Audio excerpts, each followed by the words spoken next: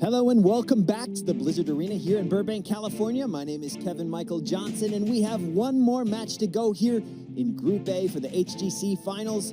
We just saw Tempo Storm send the Deadly Kittens, the team from Southeast Asia, packing. Our first team falls from the tournament. However, Tempo Storm now has to go up against an opponent they fell to earlier today in a 2-0 victory. Can they hold it off against the team from China? Let's head on over to the analyst desk and hear what they think.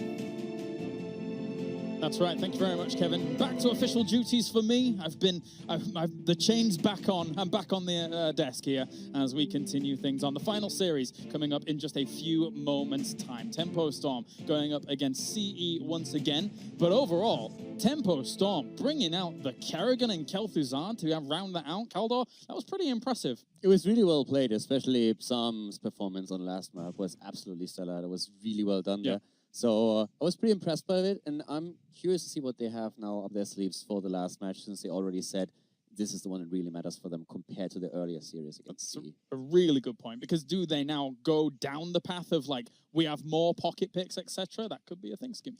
I mean, that's what Sam was saying in his interview, right? We don't want to reveal too much in that first series because we know we're going to go up against them again. So why just put all our strats to try and get out in the first stage? We might as well just save them for this do or die situation. I mean, I feel as if there were a few moments during that series against Deadly Kittens where the whole of NA were like, my heart is racing. What is Sam doing? And he pulls it off. I was a bit concerned about the Kerrigan, but they get the snowball lead, which you need with an all melee comp. Yeah, and it works. Let's check in with the bracket before we check in with Wolf as well. Not forgotten about you, my friend, as we take a look at what's gone down so far. MVP Black, at the moment, has advanced on quite convincingly, to say the least. And now we have our rematch, CE versus Tempo Storm. Wolf, if history is to be a determined factor, sometimes we see the... Yeah, the repeat occurs here, and it's a different Tempo Storm. Obviously, we saw a different Tempo Storm against Deadly Kittens, but I think part of the reason why that worked so well was because it was very much a surprise factor, right? The picks were placed at the end. They were very intelligent in terms of how they wanted to draft it, and that surprise factor is now gone. So either you have to go back to how you played in the first series, where you lost 0-2, or you have to hope that CE also struggles against this more unusual style. So I'm a little bit worried for North America here. The one thing that I want to really point out is that when we're talking about our current system, that strategy is going into these groups is incredibly important, and is oftentimes something that is forgotten about at the start.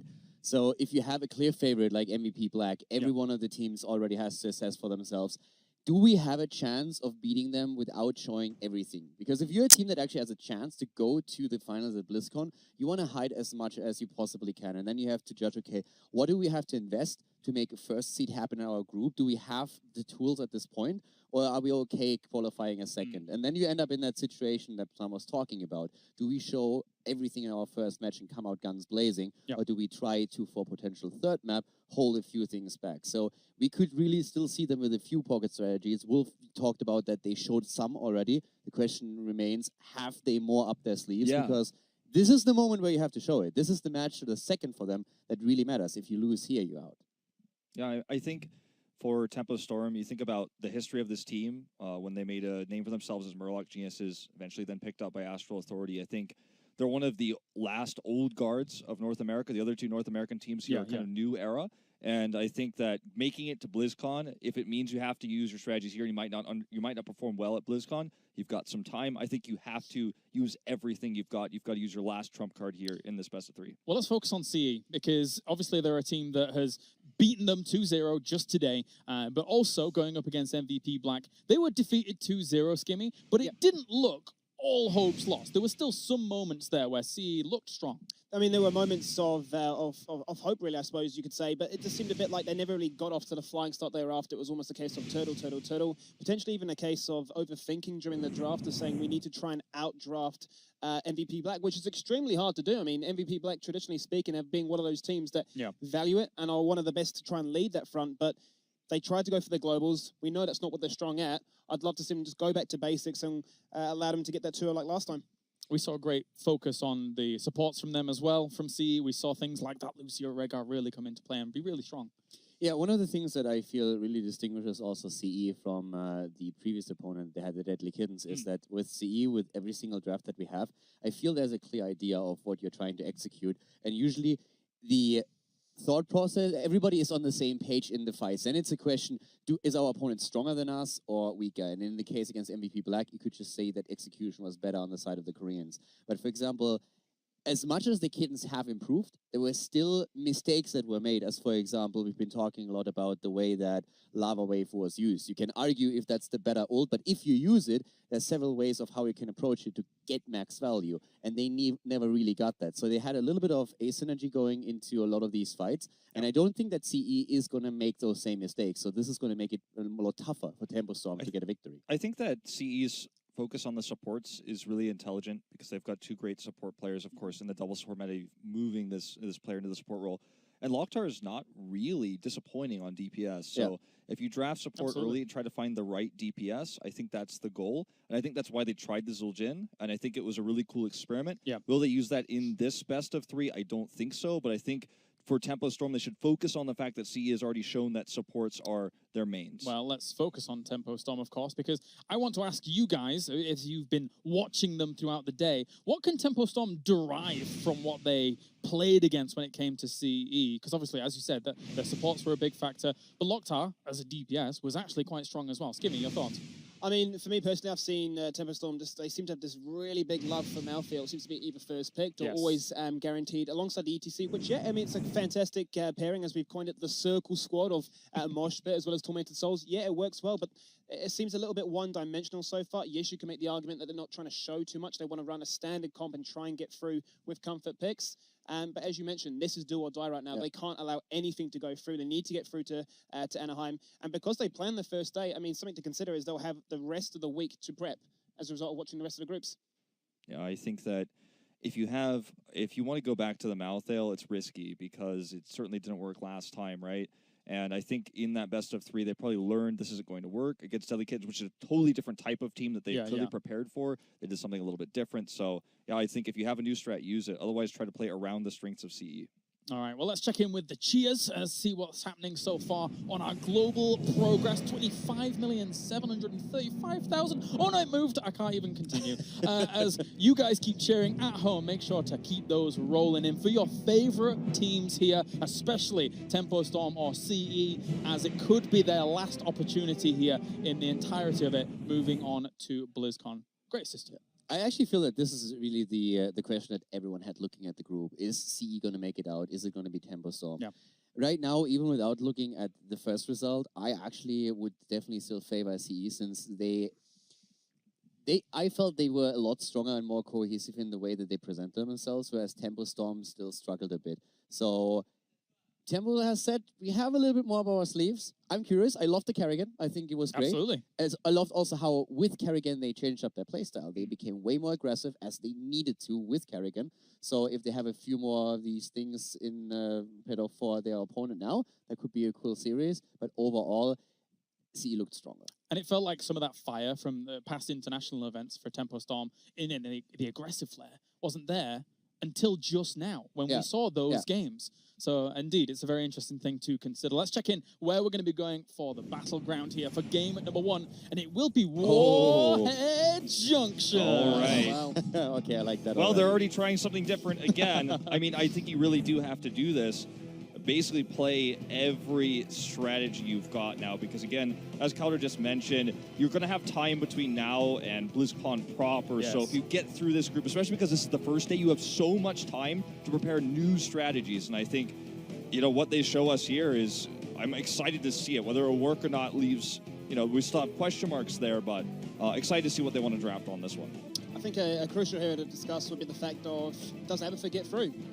Do Tempo Storm actually get to take Abathur on their side? Fantastic for the map. They want to play the global game. They like to play that defensive style, and you can bet your bottom dollar that CE want to force that fight, potentially the likes of an Illidan, or in this case, taking Dahaka straight away off. Let's do it then. It's going to be the final series of the day. CE goes up against Tempo Storm into the draft. Let's go, Keldor. Well, as we're talking about bans here, I just want to come back quickly to something that Wolf just said, because I want to stress that for our viewers back home. He said that after the day, you have a lot more time to prepare for like future opponents. The same is also true for the teams that are currently not playing. A lot of them have been starting scrimming at 9 o'clock in the morning and have a scrim schedule until 9 o'clock in the evening, because they are trying to just find the best meta hybrids between what the Chinese teams bring to the table, what the Korean teams are currently using, and the Europeans. So whatever happens in the group stage right now, it's going to be a completely different ball game in Anaheim at Blizzcon itself.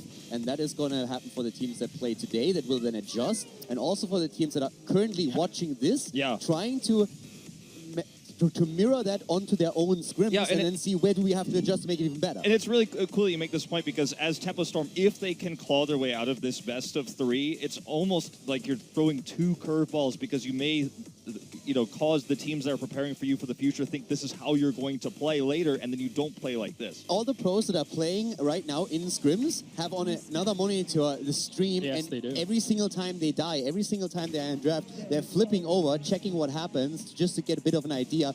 What do the other teams actually play in the tournament compared to what they used against us in scrims? So just a bit of the mind games that we have for all the viewers at home, what's currently happening behind the scenes. In our game here on hand now, on the other hand, we have first pick on Brightwing, so already emphasizing the global and also the support for CE, as you pointed out, Colaris. Yeah. And then Oriel with double support, already thrown here by Tempo Storm. Not sure if that doesn't even worry me a little bit. Yeah? I'm usually not a biggest fan of the Valor Oriole on a big map like this. Usually I'm more opting for the sort of the macro gameplay, the idea of just taking camps, securing strong skirmishes so you can gather those nukes. We've seen past again, fights break out. You go for those big, strong pushes on those side lanes. You try and get a fault, you try and get a keep. You're trying to establish a lead pre-10. Now, overall, I like Oriel Vala. I mean, it's obviously an insanely good comp. It just feels a bit too cookie-cutter clean for me right now. So I'm wondering what is going to be the spicy kicker here that makes this crazy comp. Yeah, because you have to somehow now respond to the fact that Brightwing is going to be able to split push, split soak, whatever, what have you, teleport in. So the control of the objective is definitely in the hands of CE right now in terms of forced team fights that need to happen. That's the edge that Tempo Storm has currently, but what will they bring to the table that's going to really affect this global? And right now, we don't know. Now, there's 2 things that I could see. One is that you're trying to play basically what Fnatic has done at the mid-season brawl, and you're trying to push completely heavily with a 4-man, and you're trying to get value with that, while another hero is attempting to soak as much experience on the remaining 2 lanes. And with Vala as a first pick, another approach that you could take is that you are focusing heavily on boss control, and you're trying to take the camps here. Boss on this map is easily taken and insanely strong with a good push, so that might be something that Tempo Storm is going to attempt to do to get early momentum. What I'm looking at here, though, with the idea of them going for the Tracer as well as the Tassadar, you've got the idea of, hey, phase shift can come in from Brightwing as well. That's a double shield. That's the ability to almost play, as you were discussing off air before, with the Genji. He swift strikes in. You've got the Emerald Wind as well as the shield on top. And, Tracer, Elufalo, he went for the untouchable. He wants to go for those kills. So a lot of protection for him. As much as they banned Garrosh, what do you think about the kicker being Medivh? Could be. What I think, I want to point out that this Zarya ban, it's obviously quite unusual in Asia to see this type of ban. This means that CE is going back towards that thought process that Kauder was talking about, hard pushing, having the protection for Vala. Very strong pusher is Zarya in the early game especially, so just ignoring the global and just forcing the global to come to you. I think that's a really smart ban. We are going to see Sonya committed to as the solo now. They pick up the Muradin. I'm still really favoring CE, though. They have Tracer, Tassadar, Brightwing, a very strong comp for the reasons Skimmy was just describing. And now that Tempo Storm has kind of shown a lot more here, they can just respond at the end of the day. Johanna is still a possibility here, against the Vala, obviously. I'm still not too sold on this Johanna idea. I'm looking at Tempo Storm right now as their 5th and final pick. Abathur still screams at me. It's got this far through. I thought it was going to be such an influential pick on this. And it would allow them to then keep up with that global rotation that Brightwing is going to add on the side of CE. The final 2 picks, as you say, though, Johanna, it's an idea. They've run it before against MVP Black earlier today. What about ETC? Strong possibility. Dive.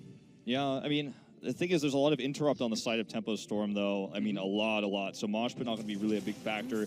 I like the Johanna and Illidan. So an extra pseudo-global with the Hunt and a strong solo lane there against Sonya. So I really am liking where CE is taking this. Me too, and I'm really surprised by Tempo Storm. We have a Lily. Now, this is not as insane as it might seem at first glance, since they have also played that in the past, but they picked the map, right? I'm not crazy here. They did I've pick seen the it map. right. Yeah, so that's correct. For Warhead, just looking at this, I expected something a little bit more crazy. yes, you have Walla, you can go for camp control, you can try to play around the boss, but your opponent is now currently drafting something with several globals, heavy dive, very heavy mobility as well. So I'm a little bit worried for Tempo Storm. I expected something that is a little bit more spicy than a very traditional hybrid, double support hyper carry. Do you feel that they were going down that path until they saw the Illidan and they were like, okay, maybe we need some blinds? Because they never went into that situation thinking, Lili's our last pick, guys, let's go. I feel the pick was too fast. I feel like they didn't get what they wanted here, and then they felt like we need to counter the Illidan, then I guess the map doesn't matter, and if we counter this comp, we can beat it, but I still think with the double pseudo global they have here, the lack of globals, and really the lack of solid interrupts in terms of channeling here for this team, I think they're going to struggle on their map pick. But again, what do you pick on the last pick if you don't pick Lili? You still pick a different support, right? Yeah.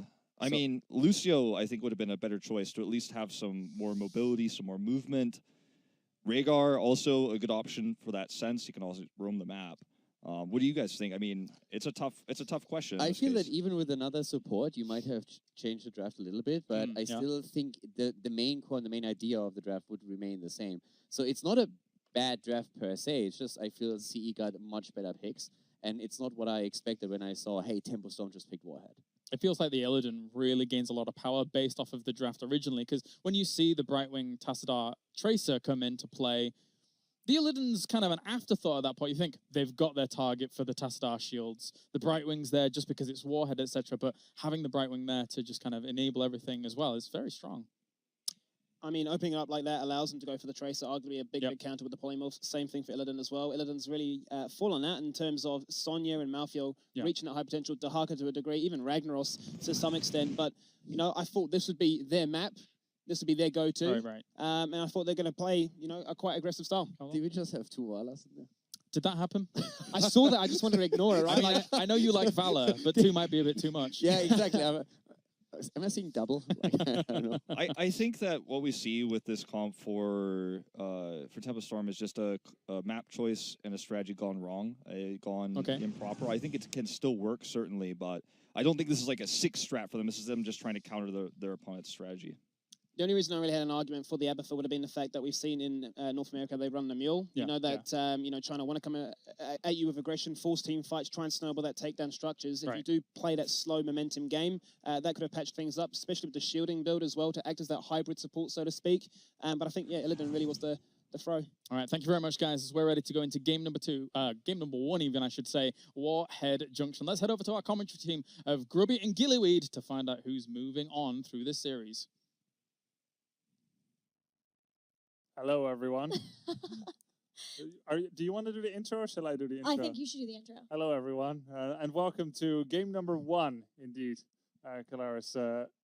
Here we are. This is the final chance here for Tempo Storm, final chance for CE. They're both 1-1 in the group, and it's Warhead Junction. Warhead Junction. Tempo Storm has brought us back to Warhead again. It started to fall out of favor for them a little bit in part 2, but they're pulling out all the stops just to try to get through this group stage and make it to the top 8. And I think it's a very interesting clashing of styles. On the one hand, you have Brightwing and Illidan with the pseudo globals, but and Tassadar Tracer, very strong rotations, right? But on the other hand, you have a team that, if Illidan was first picked here, I would choose those 5 heroes to counter him. Sonya, Muradin, Lili, Ariel with the blinds, Vala very mobile, Hungering Arrow. So I really like the team fighting potential here for Tempo Storm. Right, you are. Let's get into it. Game 1 is ready. This is still a best of 3, one final best of 3 to determine who moves on along with MVP Black to the round of 8 of the HGC Finals.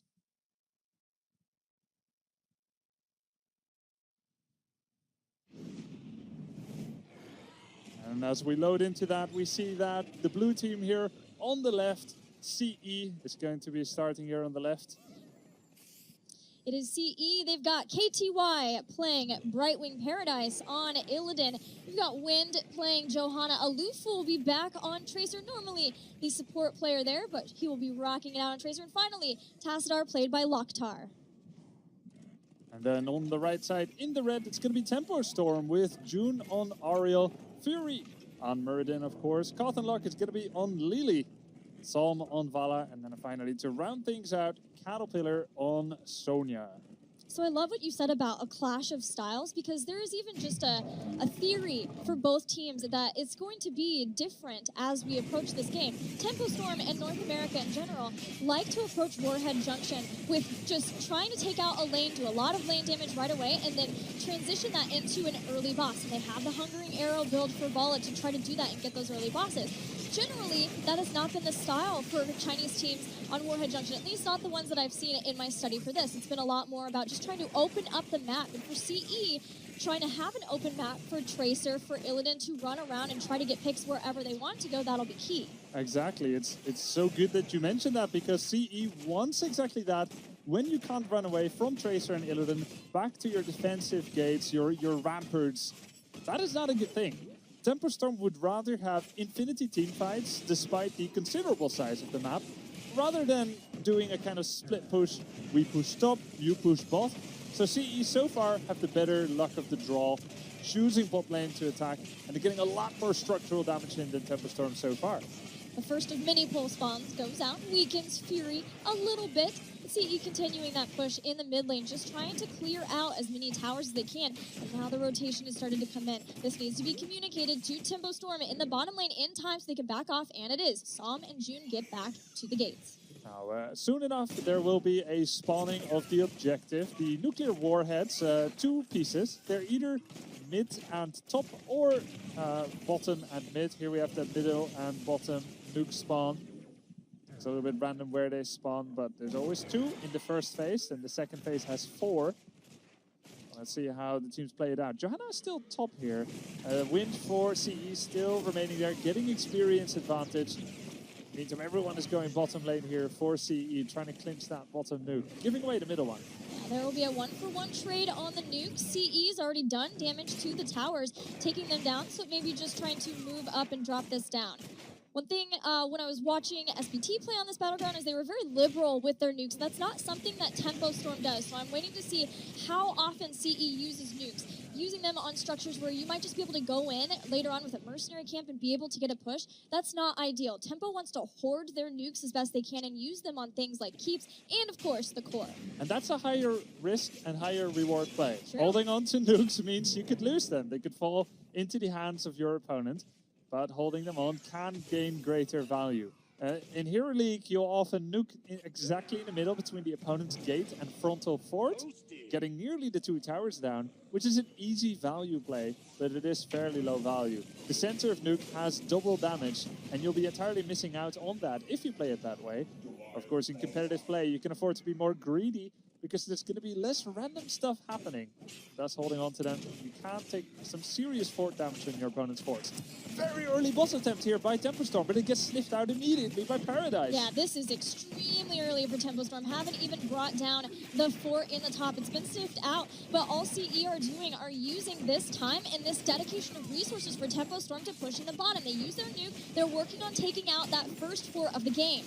So there's only 2 members available here for CE. They're definitely not going to try and contest it. And like you said, they take down that bottom fort. They used 1 nuke for it, and they did the rest with the Hellbat pressure and the minion wave. Now, let's fast forward and see what this nuke, what this boss is going to be getting. It's a pretty early game boss, so it's fairly weak. If you don't push alongside with it, it'll do almost nothing.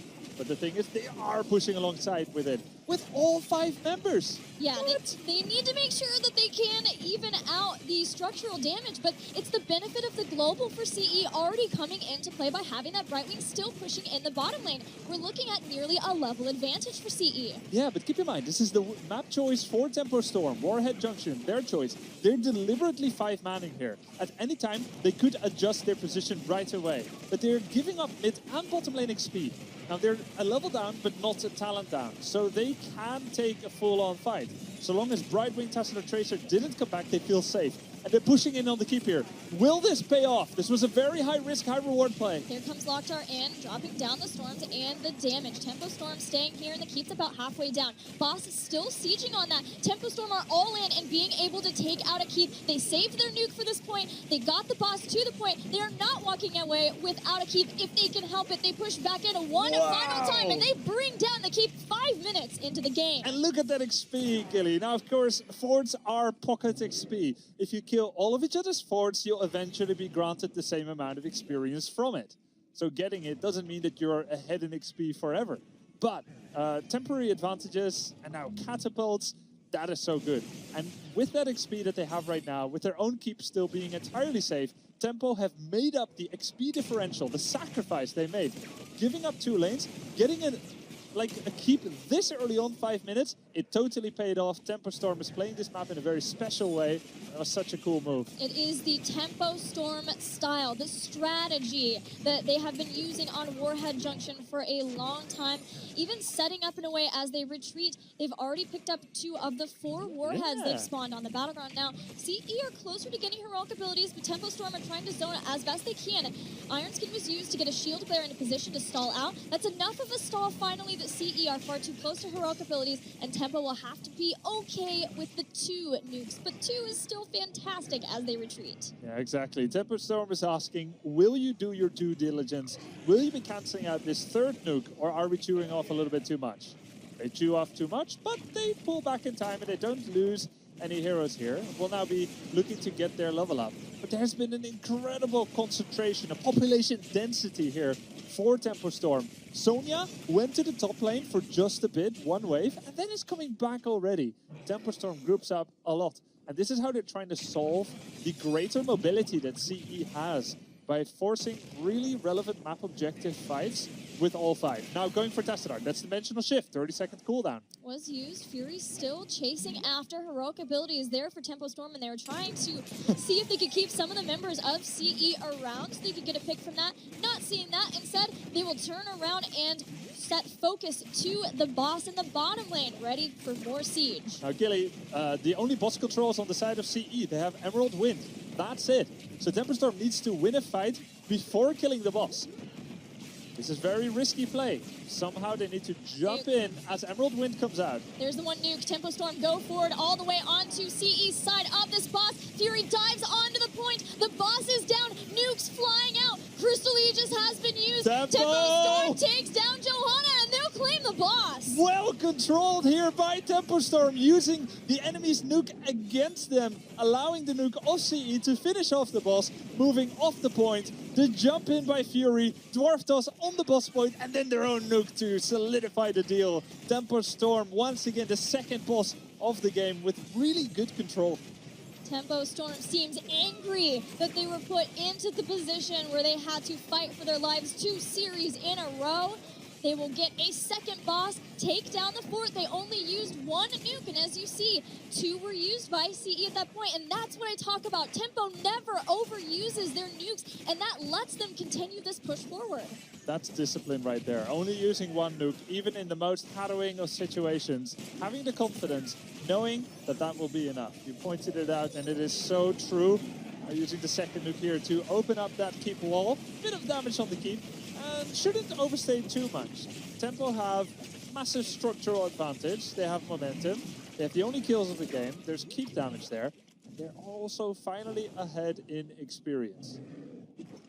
As we reset the battleground somewhat, CE sending their global up to deal with the top lane and the catapults that have amassed there. We have seen this now for a 2nd time, this more auto-attack focused build from Tracer. Bullet time. We also see the Untouchable trying to build up stacks. What's been your experience with this build before? I mean, it's great pub stomper. That means, of course, easy in open games where maybe some of the players are a little bit more random or lower rated. Every time you get a kill, you get bonus auto attack damage. And it can work at pro play as well. But the situation right now is that Tracer has 0 stacks on that talent. No stacks yet. See if maybe Ricochet at 13, that was the pick before, is enough to change things around. That might be a stack. Psalm's pretty low. Crystal just used Fury jumping back and full spawn nut. There it is. Vala is brought down, and there's your first stack for Tracer. Not worth a heal, says June. Probably gonna die anyway. Had a full energy bar. I don't know if out of cooldown or maybe judging that it was going to be too much damage anyway. I think that's a fair assessment there in that situation.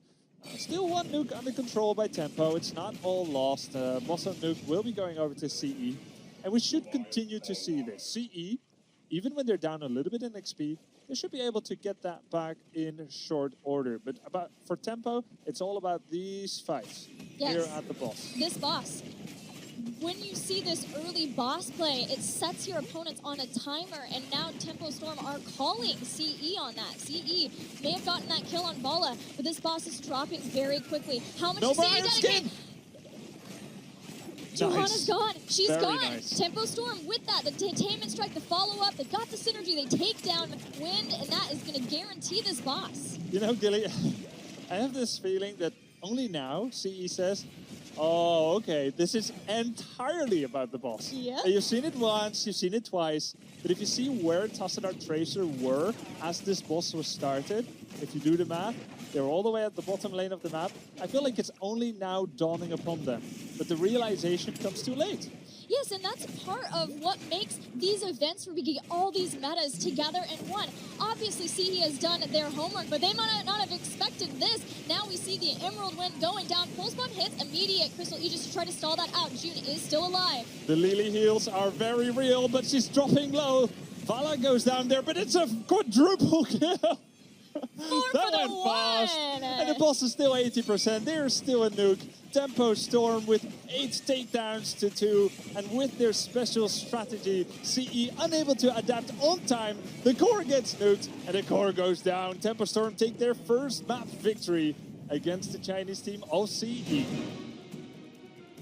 Tempo very excited, super excited about that win. Som is on his feet, out of his chair, and the relief is palpable. It's gotta feel good for Tempo Storm. They lost the first game versus Deadly Kittens. They had already lost the whole series to CE. Finally now, they are one game away. They're the ones who are on top in a series. Be careful though. This was a very strategic and well-practiced, well-honed, disciplined victory here on a special map, Warhead Junction. You cannot carry over what you've done here to the next battleground. A little joy is allotted, but you don't want to overdo it. It's still CE. They just lost 2-0 to them. They're going to be taken to a different map. We will see which one it's going to be. Well, before that, let's check back in with the analysts and see what they thought about the NA flavor of Warhead Junction. That's right, a strong victory there for Tempo Storm in game number 1, being able to kind of overcome the previous series that we saw from them against CE. But I think we were discussing it very, very heavily here whilst we were watching that game. At this level of competition, we're quite surprised that CE did not identify the strategy that was going to be coming along, Caldo. Yeah, it was a little bit shocking that they didn't realize what was happening in the game. We said in the draft already that one of the advantages of Tempo Storm is control of bosses and of camps. And I can understand the impulse that as the first boss is taken, you're saying, hey, I'm getting value on 2 lanes. Yeah. You can take the boss, I don't mind that. But they didn't even react to the push towards the keep. It's absolutely fine to sacrificing the fort, but at that point already you could tell that they don't really understand how strong that boss is. So they lose the keep. And what blew my mind was that at the last boss, we have Tracer Tassadar showing at the bot lane. You have lost your top keep. Your opponent holds 2 nukes. You need to understand that you can't lose the top boss again. And then seeing with 2 globals in the game, they're non-globals at the bot lane. That just shows me they have no idea what's going on there. That was a moment where I think everyone at the desk here realized I don't think CE gets it. Because there were some moments they made, I think that were somewhat coincidentally looked like, okay, maybe they didn't know how to counter this. They got too greedy in that first push like you were talking about, and then they didn't have their heroes at the top. They didn't have vision either, and it was only after Johanna physically saw that they were at the boss did they actually rotate up. So Wynn's like, hey guys, we need you up here, but they need to be going up earlier. And I agree with Grubby, though, at the same time. I think for this map, very good strategy, almost a little bit cheesy, you could say. But I think err on the side of caution if you're a Tempo Storm fan, because this series is definitely not over. I just think they've never seen this. That's at least how it looked there. Like, we have seen it in North America, we have seen similar ideas in Europe, and just from the reaction that we had from them, I don't think they've ever seen this idea behind Warhead Junction. Skimmy? I mean, it just felt once again accentuated by the ideas of this, CE going for globals and the utilization, as you were saying. Brightwing should be here, Illidan should be split pushing there, but like you said, times with Tracer and Tass were doing it, you're thinking, well, now you can't contest. Johanna face checking, has to use the Iron Skin very early on. gets popped just like that. But I mean, it was like the second boss control as well. They go in, you're thinking this is fantastic. There's a nuke on either side. They can actually try and make an attempt at this. The nuke comes down far too early. They try and go into the point. Fury says, thank you very much. Stun, the controller's there, double support ultimates. There's nothing they can do. The boss gets picked up for free. Once again, you've got that split pressure, which I was saying at the very start. You've got those pushing potentials. You got to keep it 5 minutes. You look for a second one later on. And map control really was all in favor of tempo. All right, well, of course, we have to find out what our second battleground is going to be here in this series as CE tries to salvage the situation. It's going to be Tomb of the Spider Queen, and once again, it's Tempo Storm's choice. Yeah, and at this point, of course, it also means that we have first pick on the side of CE, and this is a battleground that they are going to be way more familiar with. So I think they should feel more confident on this map. Yeah. But the first game must come to them as a bit of a shock. And of course, there's a lot of momentum for Tempo Storm right now. At this point, if you have another trick up your sleeves, that's it. Yeah, exactly. Yeah. That would be it. Yeah, it's a fantastic position for them. I think that, to be honest, one of the things, we talk about the lack of identifying the strategy for CE. I was pretty disappointed with the Brightwing play as well in moments like boss control, how greedy Brightwing was split pushing, who she was deciding to phase shift onto. I think the Brightwing play, even though it looked actually pretty good against MVP Black in this situation, maybe they were flustered, but either way, I think their Rhaegar Lucio is much stronger than their Brightwing play overall. Yeah, I mean, I fully agree. And we had that idea of that, you know, the phase shift would come in onto Tracer, either that or the Illidan, the shield from Tassadar as the insurance policy thereafter, and things would be good to go. But it wasn't to be the case. And, well, then we go to a bit more of a skirmish-heavy map. It is Tomb of the Spider Queen. This should really pander to the idea of what CE want to do. All right, game number 2 here. Tempo Storm 1 game away from qualifying on to the round of 8 and Blizzcon. And if they're able to do that, a lot of people came into this group 50-50 on who could advance on, but for Tempo Storm, that will be a huge result. Yeah, definitely. And at the beginning of the group, when the first few matches were played out, it really looked to me as if CE was way stronger. Now, as we said, they struggled to realize what was going on the first map, so that puts Tempo Storm in the driver's seat. And now, all of a sudden, CE is faced with a situation that is difficult to handle. You know that one single map loss and that's it. So right now there's a ton of pressure on them, and let's see how they deal with it. Yeah, and not only that, they were preparing, waiting for this match, watching Tempo Storm show so many different strategies in the previous series. Now they've shown a completely different one. You've got one life left, and momentum has totally shifted. The driver's seat is definitely Tempo. So we saw him on camera there, but actually here in the studio, he was standing up and screaming, let's go, let's go. So momentum is totally in Tempo Storm's court right now, and if they can carry that in, I think a 2-0 is the only way they win this best of 3, to be honest. The best way to look at that is Psalm, especially out of all players in North America, I think is probably on parallel with someone like Glaurung, who is fueled by emotion. And when he gets hyped, the entire team gets hyped around him. Yeah, I mean, he's such a leader in that way, and he's the player who plays these high-skill heroes and obviously has a large hand in these strategies they've made. So I think the team could definitely get behind this. We're going to see them going back to the Malthel pick, though, from the first series against CE. So going back to quote-unquote more standard play instead of taking an odder strategy like we saw against Deadly Kittens and in that first game here in this series as well. I actually wouldn't be too surprised here, given that we've seen in the past when they've gone up against the Malphite, they've either picked the Lucio or the Rhaegar. Yes, they've gone for the Oriole in that first rotation. Wouldn't be unopposed to actually securing at least one, because you'd imagine the other would be either banned away or taken. And that way you have that security against the Malphite to make sure that when he does go in with that Tormented Souls, hey, you do have a way to swing favors back in your side of the court. Now, the one thing with Rhaegar, what we've seen with Malthael a few times now is already that thanks to the level 7 talent, you can really hurt any kind of ancestral attempt in that front line. So that's a bit of a problem that you sometimes have. Rhaegar, it's himself, thanks to the wave player and all that AoE heal is still fantastic. We could see Lucio if they want to go a direct count against Malthael, as we have seen before. But for the bot lane, first of all, what we are seeing is Sonya to have that direct matchup with Malthael himself. And I actually love that we have Tyrael in here, because that's what especially Wolf can talk about. Yeah, and we see the Korean and Chinese meta, Tyrael is just absolutely like a huge staple. He's so strong with Sonya, and he's also very strong against Malthael when he goes for his Tormented Souls. You can completely nullify that damage. Yeah. And another hero he's very strong with that can work with a double support Ariel is the Greymane. It's not this go-to with Ariel. Don't think of Greymane as a battery. So it might seem counterintuitive to actually ban the Greymane in this case, with the Ariel being the main support here that you've picked in your first rotation. But I think given the comp they've now built around, I think the Greymane is a very strong damage dealer for CE. Yeah, Tempostorm on the other hand, they don't really want to deal with Lucio again. Malthael is just too hard kind of bite, and already you have Tyrell on the other hand. That Ana is being banned out, I don't think comes as a surprise to anybody anymore against Tempostorm, especially with Malthael in the mix. You don't want the nano boosted Malthael just ripping through your backline, so Ana immediately taken out by CE here. And Tempostorm, now let's see what the damage is going to look like. First of all, utility through Malfurion, decent wave clear as well. Fantastic hero in particular for this map. Do you think they'll take the Greymane here? I mean, they didn't ban it, but it certainly could work with their composition. He's got good wave clear, good siege, works very well with the objective. I mean, I feel you have to go double support with this, so I would take the second support and they go. Do you think they're going to go Kerrigan again? If you look at that comp. Yeah. You could. I mean, they played something similar already. One of the good things about Kerrigan, normally you would expect a range damage dealer, but if you go Kerrigan, you take pressure away from Malthael, and that allows him to ram rampant. Then again, it depends a little bit, I feel, on what CE picks now in terms of damage, because the one thing that worked well for Tempostorm when they used Kerrigan against Deadly Kittens was that there was no great poke hero against a massive frontline. Right. And if now all of a sudden we see those poke heroes coming in for CE, then Tempostorm would probably be hesitant to pick Kerrigan here since they could be poked down quite easily from a distance. The one potential downside, of course, as well, is that sanctification on the other side. That kind of hurts. I still want to go back to the Greymane pick here. I think if you go for Quicksilver bullets and you take a more distanced approach to this, I think he's a fantastic answer to what Tempostorm has brought here.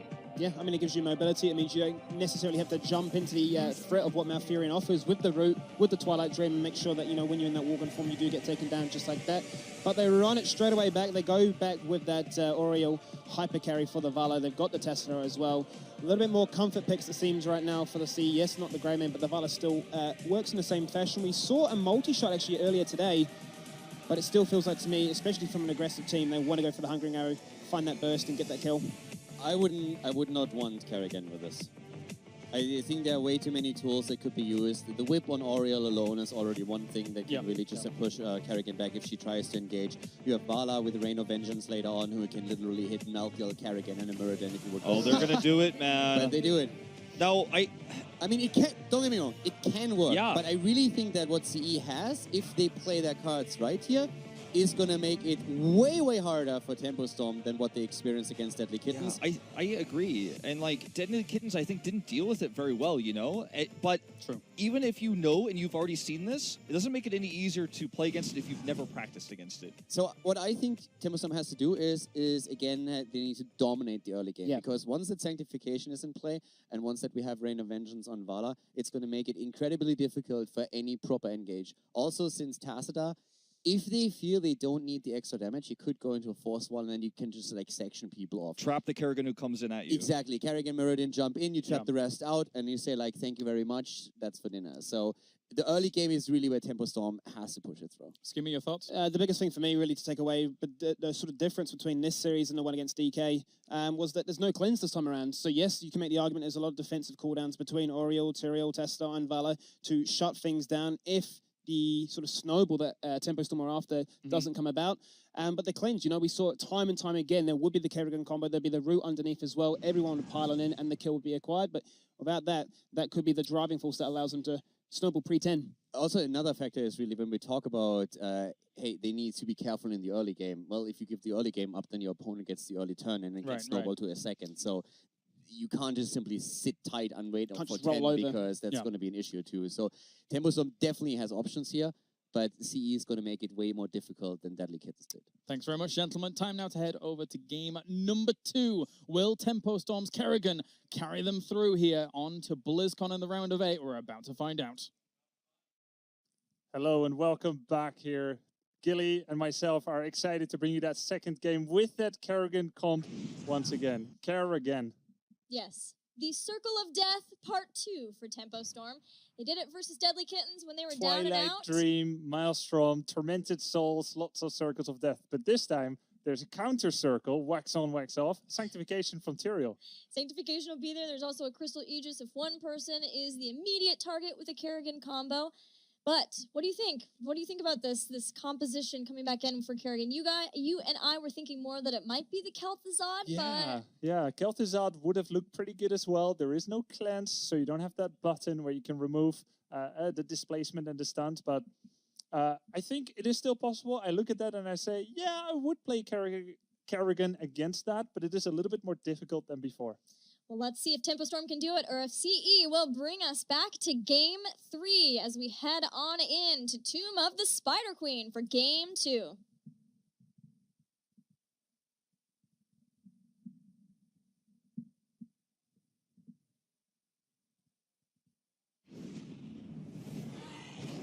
Our hero on the left side fighting for their tournament life.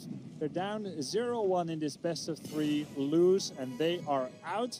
It's CE. We've got Paradise on Sonya, Loktar on Vala. He's the substitute player for CE. Now we've got KTY on Tassadar, Elufu on Ariel, and Wind on Tyrael. And my, oh my, what a pleasure to watch Wind on Tyrael. Yeah, I'm so excited that we get another Wind Tyrael play, but I'm excited for this team too. It is Tempo Storm, with Psalm playing Kerrigan, Caterpillar playing Malthael, June will be playing Uther, Fury on Muradin, and finally Cawthon Luck back on Malfurion. Cawthon's Malfurion, that was something that was new that they brought into this tournament before, usually on his secondary supports, playing things like Tassadar, Brightwing too, Lily, of course, we've seen that too, but it's been great to see them be able to integrate more supports into their repertoire. And Ana got banned by CE. Ana has that mana-giving heroic nano boost, as well as the cooldown reduction on abilities. Malfurion has that, a small version of it in the interface. So that's pretty cool on Malthael and Kerrigan as well. Yeah, that was another reason why I was thinking maybe we would see the Kel'Thuzad for Psalm, but still being able to have a lot of combos, that'll help too, as Psalm jumps in for one of those. Pulling in, got the roots underneath now. This is Vala who has been hit, but the double support staying strong of CE. So talking about that Kerrigan once again, because it is such an unusual pick, speaking about what's good for her and what's bad, Kerrigan has really good wave clear, she's got great pick-off potential, and if you are better and play better than your opponent, Kerrigan is one of the best heroes you could possibly have. If you're equally matched, it can be a little bit tougher. Dodging her combo, if you don't hit her combo, she is a very risky hero. Once you jump in, you're in trouble. But that's why we've got Uther, of course. Giving that armor, Divine Shield later on, it's a great way to cover for her weaknesses. To me, what has seemed to stand out for Tempo Storm, as we look at all of the series that they've played today, compositions that allow Psalm to sort of dictate when the aggression takes place, when they go into a team fight, generally seems to be going well for them. When they play their Kerrigan, when he was on Kel'Thuzad. These heroes, yes, they're also unorthodox, and maybe that's part of it, that they're new, but it does seem like when Psalm is able to say, this is the point that I want to go in, and this is the point that Wind wants to go in, Psalm dives back forward, though, with a little juke to get caught back out. But yeah, it seems like it's Psalm. It's a great point, because it takes away part of the responsibility from your main tank. Right. From Fury. It allows Fury to play a little bit more conservatively, which I feel fits him a lot better. Same. Love him on Muradin and Johanna. He plays those very stably, very textbook. And then Psalm, who is a bit more aggressive, just in his character as well, you know? He can do that. Kel'Thuzad, Kerrigan, what do they have? A lot of stunts. Right. So it makes sense. Stunts, displacement, he can help out with that. Now Kerrigan with the combo. Misses it. Gets the minion wave. Still a lot of damage on Vala. Vala trying to get away. Fury jumps in. And they confirm the kill. Tempo Storm, first blood. Great communication from Tempo Storm as they went down to the mid. Caterpillar came up for the flank. Even though the initial combo may not have been a success, they had the root underneath, and that was enough to get Caterpillar in the position when he was able to get the Reaper's Mark on it. And once the Reaper Mark is on you, it's very hard to get away from death because of Ray's strike and how he can jump in on top of you. Exactly. And you know, you may wonder, how did Malthael get to the mid lane so fast? I know it's a small map. Just how fast can he get there? Well, he's got on a pale horse. He's got 20% bonus movement speed on his mount, his level 1 choice. No one really takes this, but he does. Here we go with another fight. 1 for 1. Uther goes down. That means lots of healings in that undying form. Paradise nearly dies there. Vala, and once again the Wraith Strike. And Sonya as well. Why not? Throw in Tyrael for good measure. Psalm was all over that fight, jumping on top of everybody. Gets in with the combo. 30 Now gems! they've caught Tassadar. What is Tassadar doing here? 30 gems. KTY comes out of Dimensional Shift, but gets back in time. That would have been catastrophic for CE. It's already bad enough. Wow, Tassadar with the 30 gems, with the tail between the legs. I don't know if Pro Tours have tails, actually. But anyway, it's a tale of analogies here anyway. CE gets away with those gems, but Tempo Storm will get the turn in. Let's look at that fight once again. Resets. Genji, who? How about Kerrigan? Boom, with the Ravage, getting the kill. Jumping after them here with the combo. Getting that Vala there, taking her down. Ravage reset, and on Paradise. Auto attack finish her off. Yeah, and between Caterpillar and Psalm, this mobility, there's no keeping Vala safe in the backline, it seems, even with these two strong frontliners of Tyrael and Sonya. As long as Reaper's Mark is there, Kerrigan doesn't even need the Reaper's Mark, she can get in. But as long as she's there, they have this ability to teleport anywhere and get on top of the target that they want. It doesn't allow CE to choose and say, hey, this person stays safe because we have the frontliners in front, you have to attack us. We have Uther still holding his level 7 talent. June, not sure if he wants to get cleansed. Guardian of Ancient Kings. And he's waiting for a talent here. Which one is he waiting for? Is he waiting for 10? Does he hold it all the way to Judgment? Oh, he wants to see if Leap and Judgment are going to happen, yeah. I guess. Well, he goes with Hand of Protection now anyway. The wait is over. Very special build anyway from June here with the Hammer of the Lightbringer at level 1. More stuns, more mana from auto attacks. Burden of Guilt at level 4. Electing not to go for the wave clear, but a little bit of... wait, it's not... Is that Pursuit? Yeah, the Pursuit of Justice. Yeah. Increasing his own movement speed, not slowing down an opponent, yeah. So he wants to catch up and do a lot of auto attacks. Yeah, we saw him all the way up in front. He wants to be a member of the front line just as much as Caterpillar, Psalm, and Muradin are anyway. We might even see Malfurion up there once he gets Twilight Dream and Ice Block later on. But Tempo Storm gets that first Web Weaver phase. They get some structural damage done, and they have a little bit of time until they'll have heroic abilities and can set up for the next turn in, but don't quite have the gems to get that just yet. All right, if CE could have a turn in, the question is, would they even want to? It would be kind of a time-buying mechanic, trying to catch up to level 10, but there's no way that CE could push with the objective not having level 10. So ideally, CE would love to get to level 10 without letting either team pay. Now, Tempo Storm, they still need about 8 gems or so to get their turn in. So if CE can maybe get a Bruiser Camp, create a bit of space, deny turn-ins, that would be ideal for them. But for Tempo Storm, they've got level 10. They need to flip the switch. It's a little bit too long to wait for a turn-in right now. I'd love Tempo. Yeah, get this camp, very nice. And then converge on a location, try to get a kill or maybe some push. Yeah, do some damage to a fort later on, so once you do get a turn in, you can make sure that you are getting the most out of those Web Weavers. That looks like what they're doing in the bottom lane. Fury's even going to check out and see that CE is on their bruiser point, and frankly, you just can't be here. He takes the bruisers away, and the threat of more members joining is enough to scare CE off the point. Yeah, sometimes that one warrior represents additional reinforcement. Even when they're very far away, they know Malthael has on a pale horse. He's going to be there anytime soon. So they give up the bruiser camp. Cool move there by Fury. But has it been enough?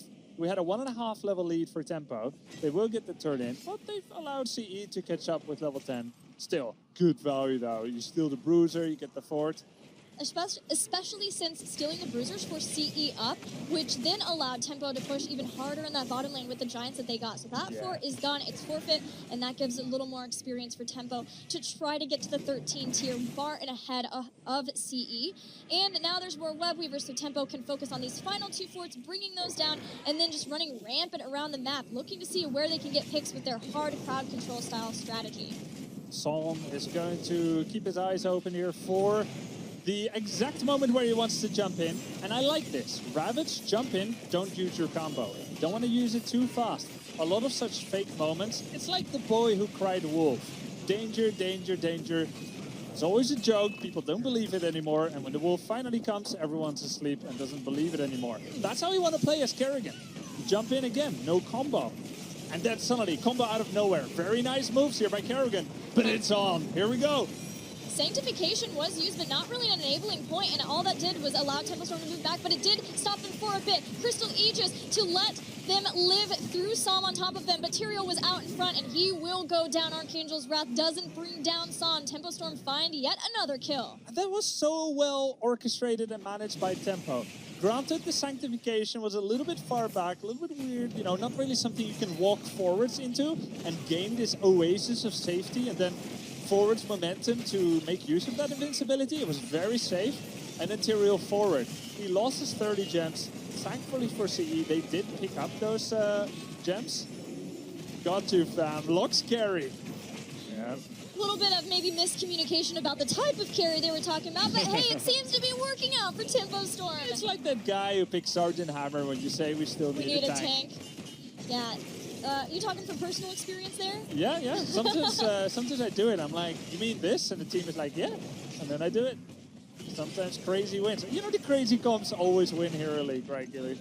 That is, of course, a fact that everybody knows. Always, sure. 100% of the time.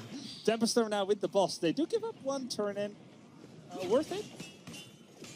What do you think? I don't know.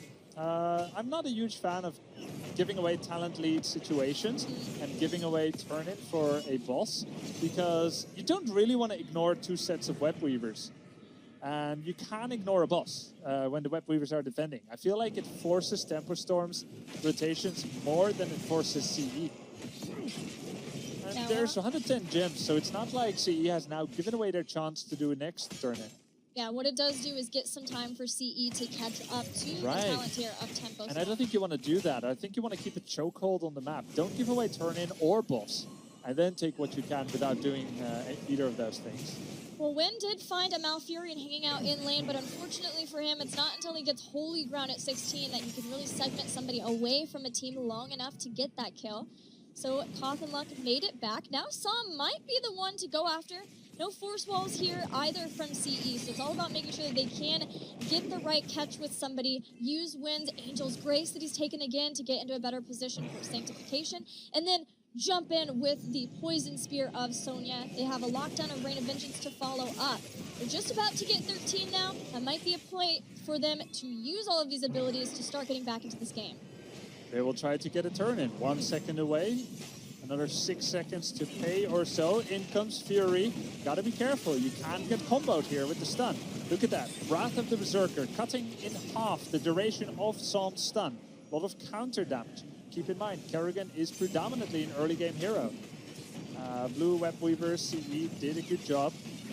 Kerrigan, she does scale pretty okay into the late game with a level 16 and 20 talents, but her time to shine is usually to get early game advantage. You don't want to fall behind with her because it's so important to confirm those kills with the combo. So far, that looks good for Tempo. But this could be the turnaround point if ever there was going to be one. Yeah, I was going to ask you, do you feel like the advantage that they got was enough? They got all of the forts down. They got the boss to waste 50 of CE's gems, but CE were able to hold on to so many that now they have a second Web Weaver phase with which to deal structural damage now. You know, I think it is still enough. Definitely, it's still slightly in favor for Tempo. I wouldn't say it's like a 70-30 game, but maybe 60-40. 16 is very close. You need a few minions, maybe one kill, but CE doesn't want to wait for that long. They jump in. Tyrael with the Aegis. Twilight Dream will not be hitting Tyrael because of a very timely Crystal Aegis. Crystal Aegis was good. Tyrael's still alive and has Sanctification. They want to take this further, but for CE, it was all about equalizing out the structures if they could. Now, Paradise C, Psalm is pretty low. Rain of Vengeance, and there is the Divine Shield to let Psalm jump forward with his Circle of Death. The Tormented Souls too, but the Sanctification was just so good. Yeah, very good Sanctification, but the Divine Shield really saved Psalm. I can't believe every member of Tempo Storm is alive. Know. I mean, we had Muradin here, we had Fury, we had Malthael, we had Kerrigan, everyone dropping to 5% life. June gives the Divine Shield to Kerrigan and the complete turnaround. The monster combo there with Maelstrom, with Double Strike, with Essence for Essence, the level 16 talent. And Tempo Storm only loses 2 forts to the complete turnaround fight. Tassadar once again the only victor. Tell the others of us, of our exploits. And they turn around, they get the top keep, and And now, very good situation for the boss later. Yep, they set up for that potential boss. There's no tower standing in the way between the boss and the keep. There's also a turn-in possible now for Tempo Storm, and they have 16. They have 17 now to the 15 of CE. So this is perfect, the perfect storm for Tempo Storm to try to start taking out keeps, opening up the battle road, get those catapults pushing, use their aggressive composition to maybe take out CE. 10-1 in takedowns, 2 levels, 1 talent up, Web Weavers up a fort. Tempo Storm has everything they need to either win the game right here in the next 1 minute or so, or to get very far ahead and be so close to level 20. The Storm tier talents, then off the back of the boss to finish the game definitively. Will Tempo Storm advance? Winning the best of 3 here doubles the team's prize money. You go to top 8, but most importantly of all, Gilly, you go to Blizzcon proper. Yes. That is the stage that every player dreams of playing on, the BlizzCon stage. That is the end goal. Tempo Storm knows that they are well on their way to getting just that. No push in the mid, so they'll turn their attention up to the top. They're drawing some of the resources of CE there, but CE don't want to lose this keep. They are desperate to get through this Web Weaver phase, but it's so hard to defend versus a Kerrigan who can come in with a combo like that. This is level 15.9. This is very anti-timing by CE, but they feel like they can wait no longer. They think they find Malfurion, but the Divine Shield will come out to save him. Kerrigan combo misses. Malfurion goes down. This is turning sour in Tempo Storm's mouth. Oh, amazing detainment strike 2, and that'll be the end of Uther. Psalm caught in the middle of the fray of CE, and he will fall. 4 kills for CE. Such a big momentum swing in this game for the Chinese team. And this wasn't supposed to happen, Gilly. You do not fight at level 15.9 unless you know exactly what you're doing. I don't think Tempo Storm expected it. You look at that XP bar and you make it your holy grail, your Bible. 15.9, no. 16, yes. But CE, they saw uniquely that Malfurion was out of position. They jumped on Malfurion, on Coffin Lock, isolated him, Ice Block delayed merely the inevitable, and 2 Kerrigan combos missed in a row. So there was not enough counter threat. Even Divine Shields could not salvage that fight. And CE now, with the late game powerhouse that Sonya can be with Holy Ground, they grab the boss. And they are absolutely looking to do some serious lasting damage here. But the thing is, as much as you've been losing all game, CE does not need to be desperate. They do not need to feel desperate in their minds. Sometimes people do, but it's not needed. They don't even need a keep. After all, they have never lost a keep yet. Yeah, they haven't lost a keep, and this is going to do more than the damage that was done to their keep. CE backs off, and I want to reiterate something that I said earlier. This is not a normal CE thing to do. Sometimes they will get panicked. They will feel like they have to take a fight, and that's the only way that they're able to win a game. But this is an evolution of this team CE. But that fight, taking a fight, pre-16 when Tempo Storm had it, that is something that CE has always been amazing at. And that is taking a fight, being willing to take a fight that looks like you should not be taking it at all, but understanding when they need to get in there, they need to do it. And that is keeping CE in this game right now. Forcing that early Divine Shield, then they didn't have it for the Malthael and the Kerrigan. It was a completely different change to the fights that Tempo Storm has had so far in this game. Plus, it's only amazing if it works. That's true. If it doesn't work, it's really dumb. So it's the winners who write history, something like that. Yeah, the self-fulfilling prophecy. Of course, yeah. Winners' history books, definitely. So just to kind of elaborate on your point, Malfurion, Muradin are never allowed to need a Divine Shield. Right. Because that one should go to Malthael and Kerrigan. Now, Tempo Storm may have a keep almost down, but they're closer to level 20. The question is, can they manipulate the map in such a way that they can take advantage of that? It's time. Start the clock. 20 seconds and CE catches up. 15 seconds left. But Tempo Storm is showing in many different sides of the map. For what? Collecting gems. And this is nice.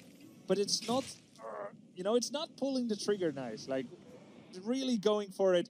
Fetching exactly what you need to fetch with that advantage. Now they're doing it.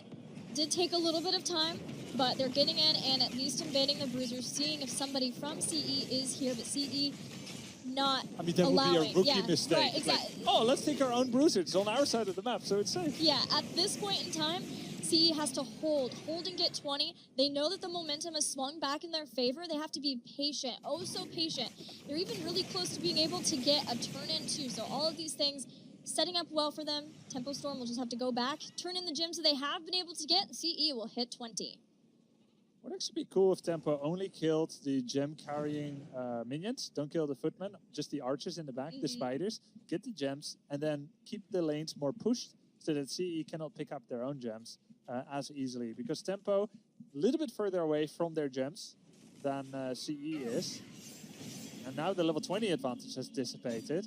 Kerrigan gets Psionic Shift, which is a kind of Burning Rage blink, but you'll generally use it just to correct positioning that gets you killed. I don't think you want to use it to jump in. You've already got Ravage for that. So it does help her a little bit, but it's not like a huge power spike. Still waiting to see what the level 20 is. Stormbolt stops Luful from turning in. Tempo thinking about a flank. Is redemption for Uther at level 20. Didn't know if we were going to see the increased duration. Bulwark of Light. And then, of course, Malthael with the revive talent. He can press a button to revive instantly, but the next time, his respawn time will take longer if he dies again. Can use this once every 3 minutes. It's actually really not good to pick this talent while you're alive. Unlike Uther's Redemption, if you pick it post-mortem, you can immediately use it. So you can maintain the option to pick another talent. If anything, this shows he really, really wants this one. But he didn't need to take it yet. Anyway, it's small stuff. At what point do you take another one, though? Isn't there just like the threat that at any point you could die? Yeah, I could see how like you'd never want another one, but let's say if you're 5 versus 2 and you're like, oh, I'll just upgrade my ult, or I'll get the Death Shroud and get a bit more damage. Yeah, that will certainly help with the core all in. Yeah, that's true. Maybe once you're on the core, then you know. I was thinking about maybe people who are thinking about branching out and playing Malthael for themselves. Give them a little bit of insight. We've got Web Weavers here at the base of Tempo Storm. And they are the blue ones for CE. Here. Murden with the jump in, misses the Stormbolt. Sonya goes deep. Hardened Shield. Crystal Aegis, same time. That's a poor overlap for CE. Yeah, there was the Sanctification. It was the longer one now, too. But Divine Shield is keeping Psalm alive as he pulls back in. Sonya's gone. Tempo Storm with the kill on Sonya. She is the main source of damage here for CE. But don't forget, Twilight Dream. He's bought back into life. June barely stays alive, throws out the Frisbee, and heals himself back up. This fort still lives. They're ready to get back into it with Cattle coming back to life and coming back to the mid lane. But a keep has fallen in the top lane. CE lose Sonya. They lose one, but they do take a keep. Yeah, mid keep almost down. Top keep goes down because of the pressure. Twilight Archon was huge, and he's still keeping it up by attacking things, but soon he will run out of things to auto-attack. So we have a situation now where Twilight Archon is gone. Tempo Storm, no heroics right now, and they're forcing a 5 versus 4. This is incredibly risky. You don't want to know what Holy Ground can do in such quarters. All they want is the fight. They want CE to come up here without their Sonya and make them take this fight combo here. miss. The Kerrigan needs auto-attacks now Cattle, to get the cooldown reduction. The Holy Ground. Caterpillar safe, Fury getting in now, Psalm coming back in, but Dimensional Shift gets Tassadar away. Sonya is back up and starting to head in here, but Crystal Aegis is forced. And after Aegis, still out of position. Vala cannot get her way out of this. And this is still 5 versus 4 though, as Sonya is back, has Hardened Shield again. Sonya can win this fight single-handedly. Will Luful stay alive? No! Tempo Storm take down Ariel. And Tassadar. This incredible synergy from Tempo Storm. A combo goes in. Fury jumps on top. Then Caterpillar is here. Tempo Storm have taken every single member of CE out. They go to the boss, but all they care about is taking out these members, killing CE, so they can take down this keep and they can march to the core. And CE has fallen to chaos. Sanctification Holy Arena is available. All members of his team are dead. CE felt the need, the urgent need to dispute the boss. 4 versus 5, lost one. Again, 4 versus 5. They felt that need, but Tempo Storm controlled the chaos better, and they have done it. The revenge turnaround 2-0 against CE, the team that sent them to the lower bracket, and Tempo Storm will go to Blizzcon. A lot of people had doubts about this North American team, not just because they lost to CE 2-0 earlier, but because they have had a tough time at every single international event this year. But Tempo Storm has always stuck together as a team. They have come back swinging after every single time that they failed, and this time they take out CE, they took out Deadly Kittens, and they get to go to Blizzcon and play in the round of 8. Number 1 in the group, MVP Black. Number 2, Tempo Storm. And unfortunately, CE will be eliminated, as well as Deadly Kittens. There are 2 more North American teams in this tournament. Let's see if they can join their brethren in Tempo Storm. And there are 2 more Chinese teams.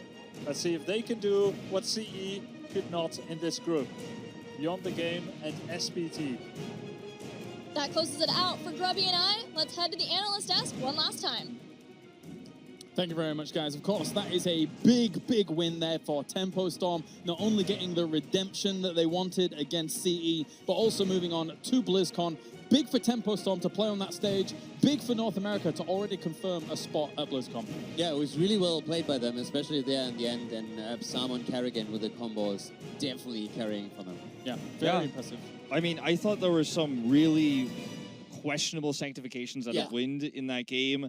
I feel like he was the weak link. He was the strength. He was the tool they had to win those fights. We talked about it post-10. The Sank is the savior for this team. Yep. And it just felt like again and again and again, he just didn't hit the mark. And to me, to further that point even further, it's kind of like the argument of like ETC and Stitches. You know, you can do nothing all game. You can whiff, you can whiff, you can whiff. One good Sank and you can win the game. And you saw the one time that they landed it really well, they crushed the fight. But as soon as it went pear-shaped, you could just see they run rampant. I mean, Sam for me had to be the MVP. Just the fact that he was able to find that value with the Kerrigan. Yep. They accentuate the early game.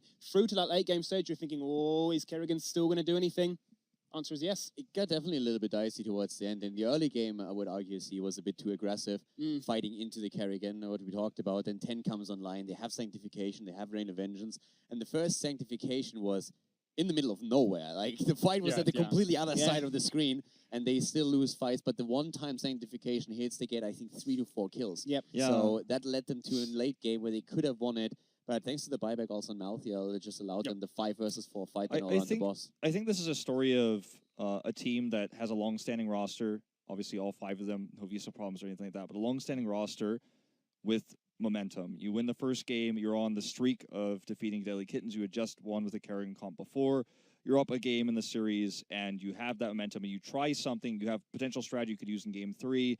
And I think the Chinese team in that chaos, even though they've shown it in their own region so well, we've seen Wind is heralded as one of the best Chinese Tyraels. I think in that moment where they lost momentum and Tempo Storm had such momentum on their side, we talked about it, they're a momentum-based team. I think that's really, gameplay aside, what pushed them through to take this 2-0. Gimme? I was just going to say, I mean, it's just a case of they control the early game, which is their strategy. And we were asking, you know, will CE just back over and say, look, like, command it? And if that's the case, you saw actually what happened during the game. There's like a 2-level lead for the majority of that game. The biggest turnaround being that Sanctification we're talking about. That's when they turn things around. That's when they get the boss control, potentially their hand in, looking for that keep. But, you know, execution on the day. Tempo Storm take it. That's right. A brilliant shift of gears for Tempo Storm from the start of this group to the very end of it as they prevail and are able to advance on to BlizzCon. Let's head down to the stage to hear from Tempo Storm themselves. Thank you so much, Kylaris. And I am here with Som. Som, a very, very different demeanor from you right now than it was that last interview. I know that last game probably was a little bit closer than you wanted it to be, but how are you feeling right now? It feels great to get out of the groups, especially with, you know, how badly we were playing earlier. We got dumpstered by CE. You know, Deadly Kittens ended us in like, what, 12 minutes? So, you know, props to my team, being able to pick it up mentally and then just turn it around. That's great.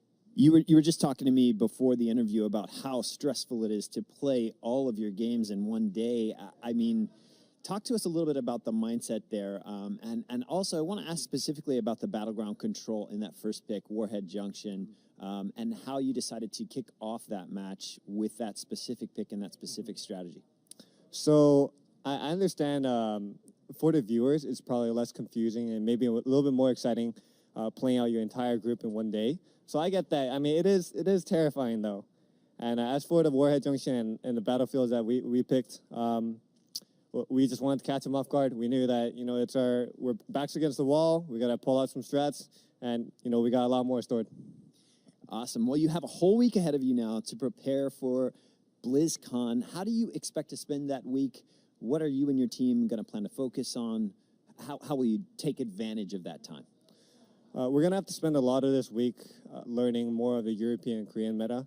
Many of the North American teams, as you know, we boot camped in NA. Korea and Europe bootcamp together. So they got their own meta, and we got our own like wonky little thing going on. So we're gonna have to spend more time figuring them out. All right, well, Sam, congratulations. Enjoy your week. I can't wait to see you at BlizzCon. Congratulations. Thank you. All right, guys, just like that, Group A closes out as we have to send another team pack in. MVP Black and Tempo Storm advance to the quarterfinals for BlizzCon next weekend, while Deadly Kittens and CE have to close out their season till next year. Guys, we got much more group stage action coming at you this weekend, so please come back and join us. Tomorrow morning, we start again, 11 a.m., same time, same channel, twitch.tv/BlizzHeroes, or over on the BlizzCon site. On behalf of the cast, the crew, and these incredible teams, thank you so much for joining us this evening. We look forward to seeing you tomorrow morning. Thanks so much.